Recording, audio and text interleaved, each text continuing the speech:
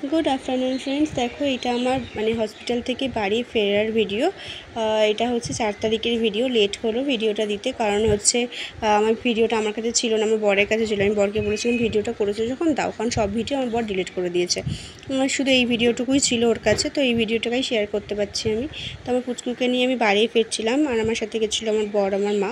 তো এদের সাথেই নিয়ে আমি পুচকুকে ফিরছিলাম। আর তারপরে বাড়ি এসে তো আমি আয়োজন দেখে বিশাল এক্সাইটেড হয়ে গেছিলাম, ভীষণ আনন্দ পেয়েছিলাম যে আমার পুচকুর জন্য এত মানে এত কিছু আর কি সবাই মিলে রেখেছে, গুছিয়ে রেখেছে, এত আয়োজন করেছে, মানে ওয়েলকাম করবে বলে কত বেলুন সাজিয়েছে। আর আমার ভীষণ পছন্দ হয়েছিল সাজানোটা আমার বর আমার দেওর মিলে করেছিল।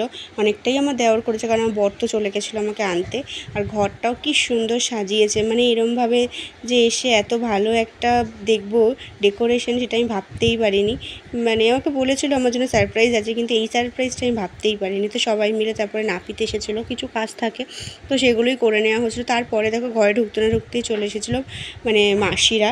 তো যাই হোক, ওনারা তো ওনাদের কাজ করবেই, মানে হসপিটাল থেকে বাড়ি আসতে পারেনি, ওনারা চলে এসেছে।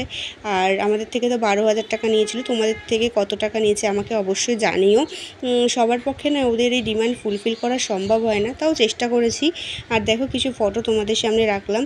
তো সবাই আমার পুচকুকে অনেক অনেক আশীর্বাদ করে যেতেও ভালো থাকে, সুস্থ থাকে।